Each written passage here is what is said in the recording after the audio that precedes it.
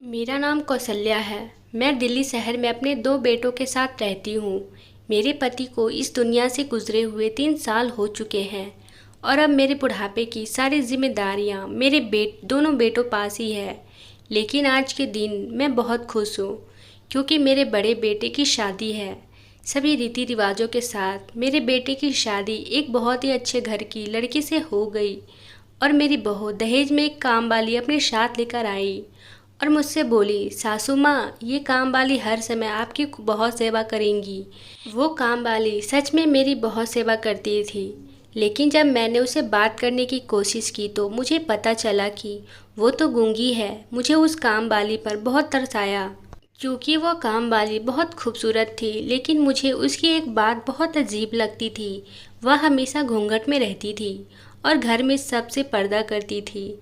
लेकिन एक दिन गलती से मेरे छोटे बेटे ने उसकी शक्ल देख ली और मेरा बेटा ज़ोर ज़ोर से चिल्लाने लगा।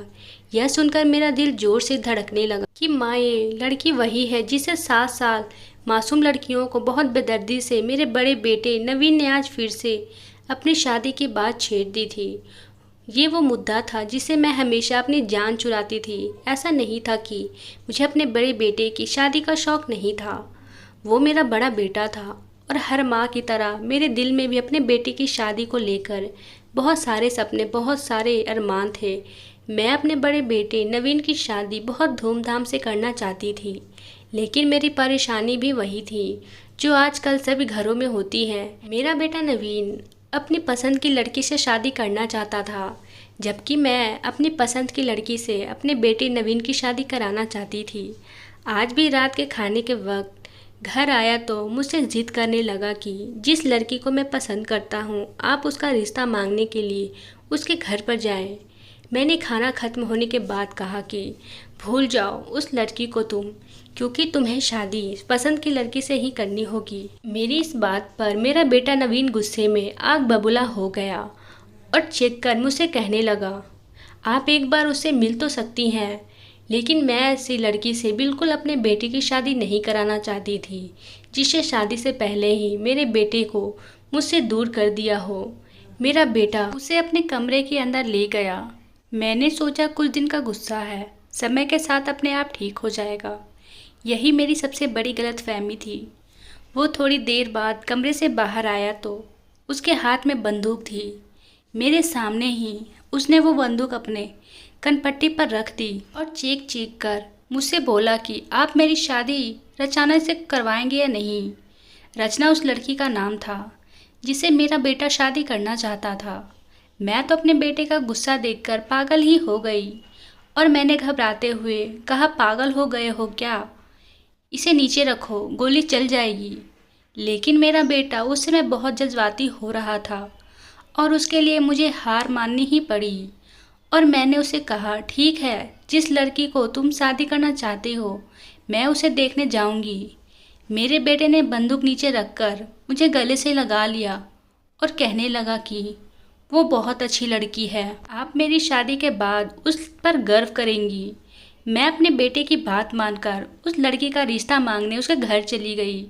वो लड़की मुझे बहुत सीधी सीधी और अच्छी लगी थी। घर परिवार भी अमीर ही था। मैंने शादी की तारीख भी तय कर दी। शादी की तैयारियों के सिलसिले में 2-4 बार उनके घर गई थी, लेकिन हर बार एक ही काम वाली से मेरा सामना होता और उस काम वाली ने बहुत बड़ा घूंघट डालकर रखा होता था। काम वाले की यह बातें मुझे अजीब लगती थी कि मेरी बहू ने मुझे बताया कि ये काम वाली बहुत अच्छी है और इनके हर छोटे बड़े काम यही संभालती है और ये बहुत अच्छी लड़की है। मैंने अपने बेटे और बहू से बहुत पूछने की कोशिश की, तुम दोनों पहली बार कहाँ मिले थे? मगर दोनों ने मुझे अलग अलग जवाब दिए और ये सुनकर मुझे बहुत हैरत हुई। और कुछ भी हुआ, लेकिन अब क्या हो सकता था? शादी तय हो चुकी थी। शादी की तैयारियों में बहू की काम वाली ने बहुत हाथ बटाया था। क्योंकि मेरी कोई बेटी नहीं थी, इसलिए सारी तैयारियां भी उन्हीं दोनों लड़कियों ने मिलकर की थी। शादी के बाद जब मेरी बहू दुल्हन बनकर पहली बार हमारे घर आई तो मैं ये देखकर बहुत हैरान और परेशान हुई कि मेरी बहू ने अपने काम वाली को भी गाड़ी में अपने साथ पीछे बैठा लिया। मैं और मेरा छोटा बेटा पंकज हम दूल्हे की कार के पीछे पीछे थे। मेरा छोटा बेटा मुझसे कहने लगा कि मम्मी, अगर आप बुरा ना मानो तो एक बात कहूँ कि भाभी का अपनी काम वाली के साथ कुछ ज़्यादा ही लगाव नहीं है। क्या लोग अपनी काम वाली को इतना तो सर पर नहीं चढ़ाते जितना भाभी ने चढ़ाया हुआ है। ये बात तो पहले दिन मुझे भी परेशान कर रही थी। ये बात भी अजीब ही थी कि वो दहेज में भी उस काम वाली को अपने साथ लेकर आई थी, लेकिन मैं अपने बेटे की वजह से कुछ बोल नहीं सकती थी।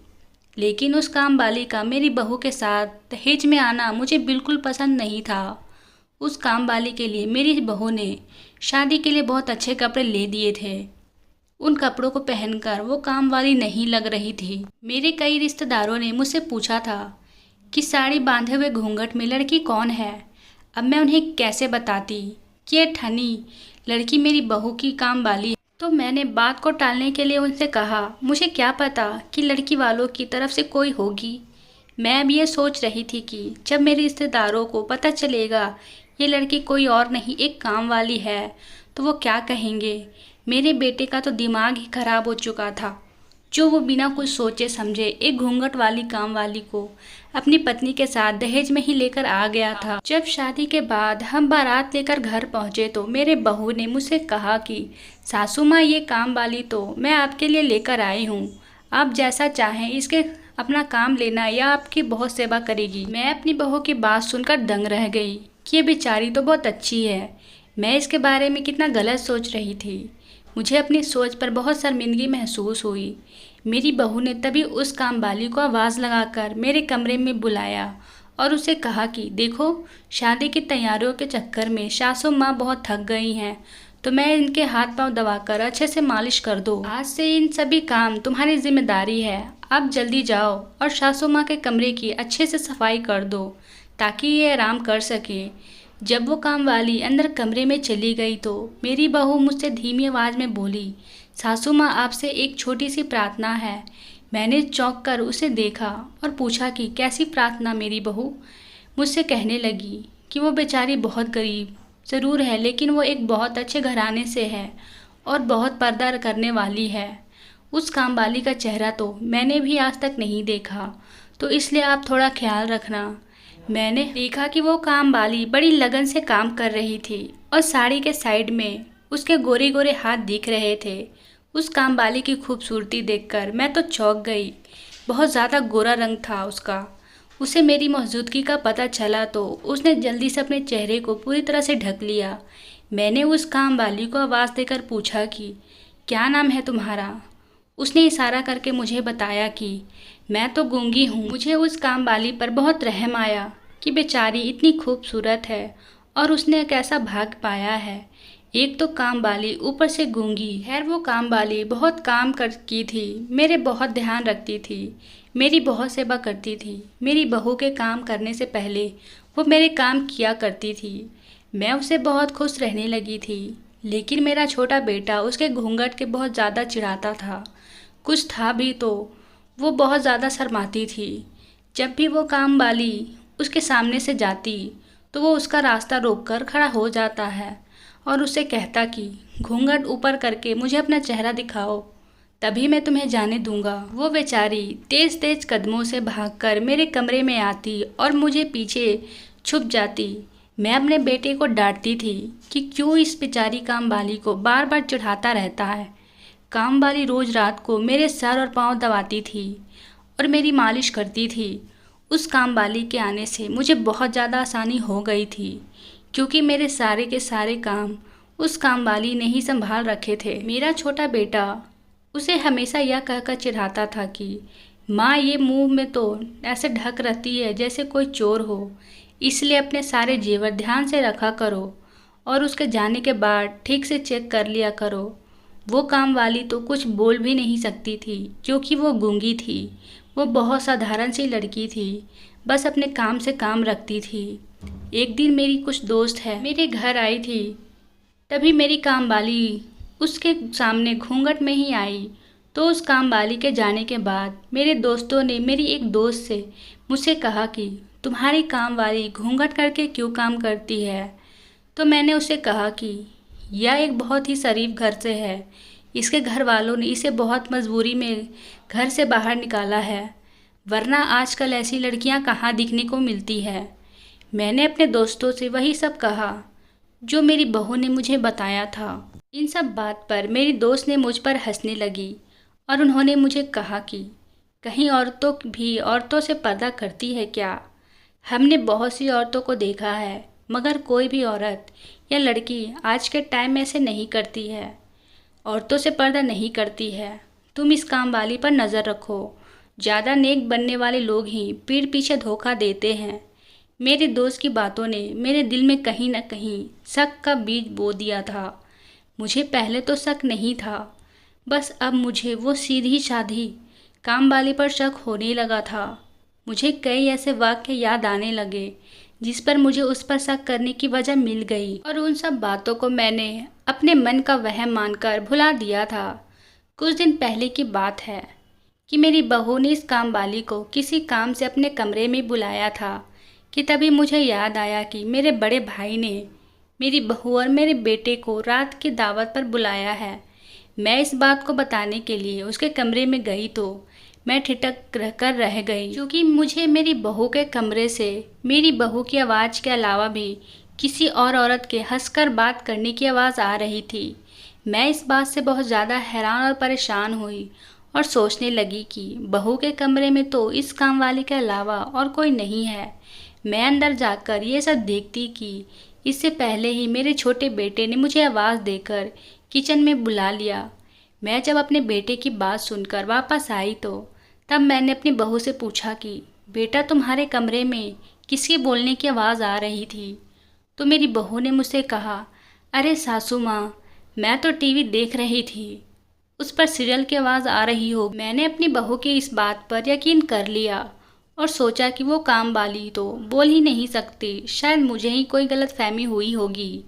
उस काम वाली को हमारे घर पर आए हुए 1 महीना हो गया था और आज तक मैंने उसकी आवाज़ नहीं सुनी थी, तो वह आज कैसे बोल सकती है? इसके अलावा भी मुझे एक और बात याद आई कि 5 दिन पहले जब ये काम वाली घर से बाहर जा रही थी तो घर के दरवाजे पर पहुंचकर उसने अपना घूंघट नीचे गिरा दिया था, जिसको देखकर मैं दंग रह गई थी।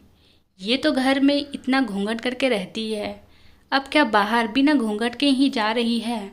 शाम को जब काम वाली घर लौटकर वापस आई तो मैंने उससे पूछा कि तुम कहाँ गई थी? तो उसने मुझसे कहा कि बहू की माँ ने मुझे अब किसी काम से बुलाया था, मैं उनका ही काम करने गई थी। मैं उसकी बात सुनकर बहुत ज़्यादा परेशान हुई, क्योंकि अभी 15 मिनट पहले ही मेरी बहू की माँ से बात हुई थी। उन्होंने तो मुझे कुछ ऐसा नहीं बताया कि ये काम वाली हमारे घर आई है। खैर, ये बात इतनी ज़रूरी नहीं थी, इसलिए मैंने इस पर ज़्यादा ध्यान नहीं दिया। जो बात ज़रूरी थी मैंने उसको पूछा, क्योंकि वो जो बिना घूंघट के गई थी उस बात ने मेरे दिल में हलचल मचा रखी थी।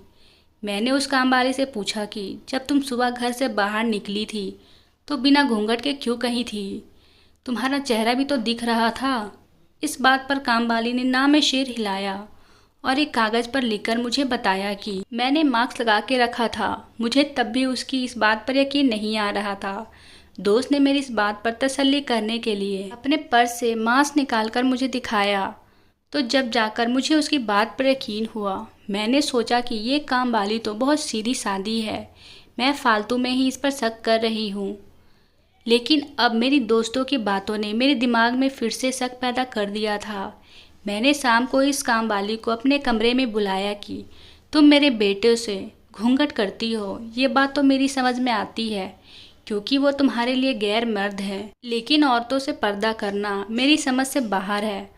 तुम मुझे तो अपना चेहरा दिखा ही सकती हो। मेरी इस बात को सुनकर काम वाली बहुत ज़्यादा घबरा गई और ना मैं सिर हिलाकर पीछे हटने लगी, और उसने कहा कि मैं अपना चेहरा नहीं दिखा सकती। मैंने भी सोच लिया था कि आज किसी भी हाल में इस काम वाली का चेहरा देखकर ही रहूँगी। जैसे ही मैं उस काम वाली का घूंघट उठाने के लिए आगे बढ़ी तो वो काम वाली तेज़ तेज़ कदमों से भागने लगी और भागते समय मेरे बेटे और बहू से टकरा गई। बेटे ने मुझसे पूछा, ये क्या हुआ माँ, आप इस काम वाली के पीछे क्यों भाग रही हैं? मैंने कहा कि कुछ नहीं हुआ बेटा, मैं तो बस इस काम वाली का चेहरा देखना चाहती हूँ।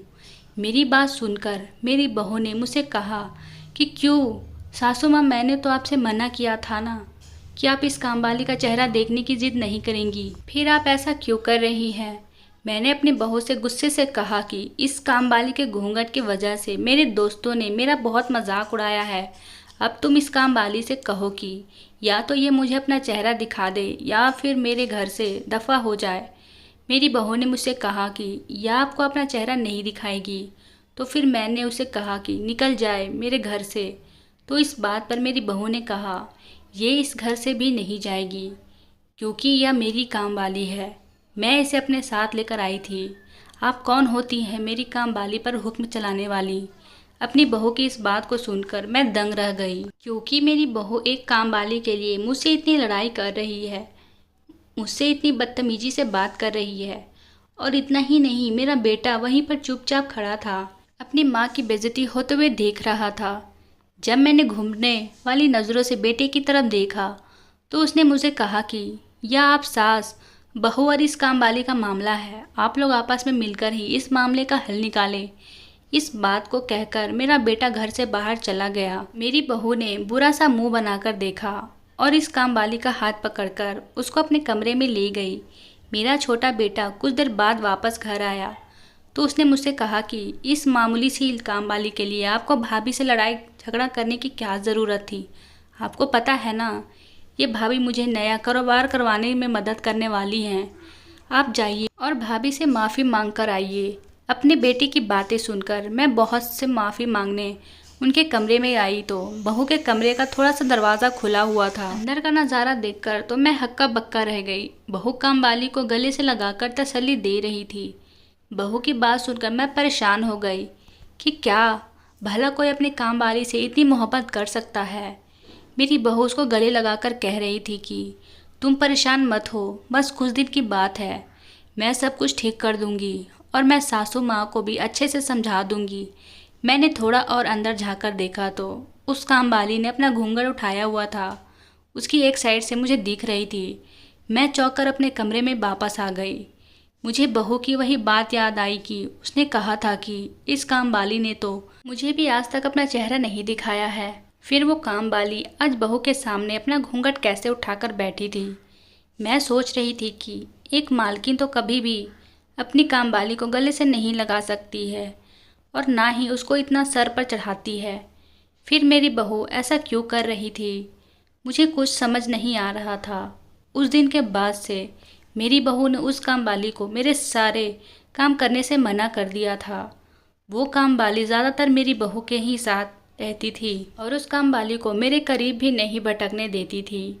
मैं भी ये सोचकर चुप थी कि कहीं मेरे घर का माहौल ख़राब ना हो जाए और कोई लड़ाई झगड़ा होने की वजह से मेरा बेटा अपनी पत्नी को लेकर मुझसे अलग ना हो जाए।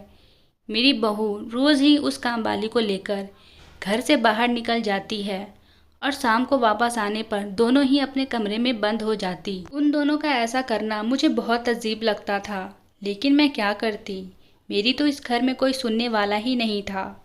एक दिन मेरी तबीयत अचानक ही ख़राब हो गई। मैंने अपने छोटे बेटे से कहा कि कामवाली किचन में काम कर रही है, तुम जाओ और उससे कहना कि वो मुझे एक कप चाय बनाकर दे दे। उसको गए हुए 2 ही मिनट हुए थे कि अचानक किचन से मेरे बेटे की चीखने की आवाज़ आई। उसकी आवाज़ को सुनकर मैं बहुत ज़्यादा घबरा गई। तेज़ी से बिस्तर से उठी और भागते हुए किचन में गई थी। जब मैं किचन में पहुंची तो मैंने वहां जो नज़ारा देखा उसको देखकर मैं परेशान हो गई। मेरे बेटे ने उस कामवाली का बाजू पकड़ कर रखा था और दूसरे हाथ से वो कामवाली अपना चेहरा छुपाने की कोशिश कर रही थी। मैंने अपने बेटे से कहा, ये सब क्या हो रहा है, तुमने इस कामवाली का हाथ क्यों पकड़ रखा है? तो मेरा बेटा कहने लगा, इसलिए पकड़ा है ताकि यह भाग ना जाए। मैं किचन में आया था आपके लिए चाय को कहने, तो मैंने देखा ये अपने घूंघट से अपना चेहरा साफ कर रही है और गलती से मेरी नज़र इसके चेहरे पर पड़ गई और मैंने इसका चेहरा देख लिया है। तो मैंने हैरानी से पूछा कि फिर क्या हुआ? कि इतने में ही मेरा बेटा और बहू अपने कमरे से निकलकर किचन में आ गए। मेरी बहू आग बबूला होकर कहने लगी, आप दोनों माँ बेटे मिलकर मेरे कामवाली के साथ कैसा सलूक कर रहे हैं। मेरा बेटा कहने लगा, मैंने आपकी कामवाली की शक्ल देख ली है और मैं अभी सबको शक्ल दिखाता हूँ। और इतना कहकर उसने ज़बरदस्ती उस कामवाली का घूंघट खींच लिया। जब मैं उस कामवाली का चेहरा देखा तो मुझे ध्यान आया कि मैंने इसे पहले भी से कहीं देखा है। जरा ध्यान से देखा तो मेरे मुंह से चीख ही निकल गई। मुझे याद आया कि ये तो वही है, 6 मासूम लड़कियों की कातिल, जो आज हर न्यूज़ चैनल पर नज़र आ रही है। मेरे दिमाग में पूरी पूरी कहानी चलने लगी। न्यूज़ रिपोर्टर ने बताया था कि इस लड़की ने अपने 7 मासूम दोस्तों का कत्ल बड़ी ही बेरहमी के साथ किया था। पुलिस ने इसको पकड़ भी लिया था। पुलिस ने बताया था कि वो लड़की एक दिमागी बीमारी से पीड़ित है और इस बीमारी के चलते इसने जलन की दुश्मनी में अपने 7 मासूम दोस्तों को मार डाला। बाद में पता चला कि ये कातिलाना लड़की पुलिस की गिरफ्त से फरार हो गई है। मैं क्या, पूरे देश में इस कातिल लड़की के बारे में पता था। इस देश के बच्चे भी जानते थे कि ये लड़की कौन है। इसकी शक्ल इतनी बार न्यूज़ चैनल पर दिखाई गई है कि अब तो इसको कोई भी पहचान सकता था। मेरे छोटे बेटे ने उस कामवाली को पहचान लिया था। मैं तो डर ही गई थी कि इतनी खतरनाक लड़की हमारे घर में रह रही है। मैंने अपने बड़े बेटे से कहा कि जल्दी से पुलिस को फ़ोन करो। मैंने अपनी बहू का चेहरा तो देखा, उसके तो चेहरे पर हवाइयाँ उड़ी रही थी। मैंने बेटे से कहा, मेरी शक्ल को क्यों देख रहे हो, जल्दी से पुलिस को फ़ोन करो। मेरी इस बात को सुनकर मेरी बहू मेरे पैरों पर गिर गई और कहने लगी, सासू माँ ऐसा नहीं कीजिए प्लीज़, पुलिस को मत बुलाइए, ये लड़की कोई और नहीं बल्कि मेरी ही बहन है, मेरी सगी बहन। तभी मेरे बेटे ने कहा, माँ मैं इस बात को पहले से जानता हूँ। इस बात को सुनकर मेरा तो दिमाग चकरा गया कि इन दोनों ने मिलकर एक कातिल लड़की को मेरे घर में रखा हुआ है। छोटे बेटे ने जैसे ही फ़ोन की तरफ हाथ बढ़ाया तो मेरे बड़े बेटे ने उसे रोक लिया और कहा कि माँ मेरी पूरी बात तो सुनो। इतने में ही मेरी बहू की बहन बोलने लगी, क्या आप मेरी बात सुन तो लीजिए, फिर आपको जो ठीक लगे आप वो करना। हम 7 दोस्तों का ग्रुप था। हम सब आपस में बहुत प्यार से रहते थे और ये सब काम मिलजुल कर ही करते थे। मेरी दोस्त मायरा को एक लड़का पसंद था और उसके पीछे हाथ धोकर पड़ा था। मेरी दोस्त मायरा को वो लड़का बिल्कुल भी अच्छा नहीं लगता था। वो कहती थी अजीब पागल सा है, और सच में वो लड़का पागल ही था। एक दिन अचानक वो सब लोगों के सामने मायरा को प्रपोज करने लगा। मायरा के साथ साथ हम सब लड़कियों को भी बहुत गुस्सा आया कि ये लड़का ऐसे कैसे कर सकता है। इसी बात पर मायरा ने उस लड़के को गाल पर एक थप्पड़ मार दिया और हम सभी दोस्तों ने मिलकर उसे बहुत ज़्यादा बातें सुनाई। हमारी देखा सब लोगों ने मिलकर उसे बहुत बातें सुनाई और उस लड़के का मजाक उड़ाया। कोई भी लड़का अपनी बेइज्जती को बर्दाश्त नहीं कर सकता। अपनी इस बेइज्जती को उस लड़के ने अपने दिल और में लगा लिया और हम लड़कियों से बदला लेने का सोचा। वो लड़का पहले ही साइको टाइप था। इस वाक़े के कुछ ही दिन के बाद हम सभी दोस्त थे मायरा के घर पर इकट्ठा हुए थे और खाना खाते हुए हम सब चौंक गए क्योंकि मायरा के कमरे से चीखने की आवाज़ें आ रही थी। हमारी एक दोस्त मायरा के कमरे में देखने गई तो वह लड़का चाकू से मायरा को मार रहा था। वो डरकर भागी तो उस लड़के ने उसे भी मार डाला। उस साइको लड़के ने एक एक करके मेरी 7 दोस्तों को बड़ी बेरहमी से चाकू से गोद कर मार डाला। मैं अपनी जान बचाने के लिए वहाँ खिड़की से कूद गई। तेज़ी से भागते हुए अपने घर आकर अपने कमरे में छिप गई। मेरी हालत बहुत ज़्यादा ख़राब थी। मेरा दिमाग कुछ भी सोचने समझने की हालत में नहीं था। मैं बहुत डर गई थी। उस साइको लड़कों ने बड़ी बेरहमी से मेरी सभी दोस्तों को मार दिया था। अब मुझे डर था कि कहीं वो मुझे भी ना मार दे, लेकिन वो लड़का बहुत चालाक निकला। उसने मेरी सारी दोस्त के कत्ल का इल्ज़ाम मेरे ऊपर ही डाल दिया और इसी हत्या के आरोप में पुलिस ने मुझे पकड़ लिया। मैंने सबको सच्चाई बताई, लेकिन मेरी बात पर किसी ने यकीन नहीं किया। मेरी बहन ने अपने पति के साथ मुझे जेल से बाहर निकाला और मेरी बहन मुझे अपनी कामवाली बनाकर अपने साथ अपने ससुराल ले आई। मैंने कुछ नहीं किया, मैं बेकसूर हूँ। पुलिस वाले मुझे हर जगह ढूंढ रहे थे और मीडिया ने भी मुझे हर जगह जलील कर दिया था, इसलिए मुझे अपना चेहरा छुपाना पड़ा। मेरी दीदी ने मुझे अपने साथ पुलिस के गिरफ्त से बचाने के लिए लेकर आई थी। मेरी बहू रोते हुए मुझसे कहने लगी, इसका कोई कसूर नहीं है, मेरी बहन बेकसूर है। मैं और मेरे पति इन दिनों से इसकी बेगुनाही का सबूत ढूंढ रहे हैं और हमने इसको साइको लड़के के पीछे अपने जासूस लगा रखे हैं। उस लड़के के खिलाफ बहुत से सबूत जमा कर लिए हैं। हम 1-2 दिनों में ही ये सारे सबूत मीडिया और न्यूज़ रिपोर्टर को देने वाले हैं ताकि मेरी बहन की बेगुनाही साबित हो सके। सारी सच्चाई सुनकर मैं दंग रह गई। मुझे यकीन नहीं आ रहा था। फिर मेरे बेटे और बहू ने मुझे वो सारे सबूत दिखाए जो उन्होंने पिछले 3 महीनों में जमा किए थे, और ये सब कुछ सच था। अब बेचारी बेकसूर लड़की भाग्य के हाथों मजबूर होकर एक काम वाली बनकर रह रही थी, जबकि उसकी कोई गलती नहीं थी। मेरी बहू ने वो जो सारे सबूत इकट्ठा किए हैं वो न्यूज़ चैनल में दे दिए, और वो लड़की जो बिना कुछ किए गलत इल्ज़ाम में फंसकर जिल्लत और रुसवाई में जी रही थी, वो लोग उसे हमदर्दित करने लगे जो पहले उस लड़की को कातिल कह रहे थे, उसकी बेइज्जती कर रहे थे। अब सब लोग उसे इज्जत देने लगे थे, और उस साइको लड़के को पुलिस ने गिरफ्तार कर लिया था। मुझे उस प्यारी सी लड़की पर बहुत रहम आया था, इसलिए मैंने अपने छोटे बेटे की उससे शादी कर दी और उसे अपनी छोटी बहू बनाकर अपने घर ले आई। दोस्तों, उम्मीद करती हूँ आपको हमारी कहानी पसंद आई हो, और कहानी पसंद आई हो तो चैनल को सब्सक्राइब करना ना भूलें।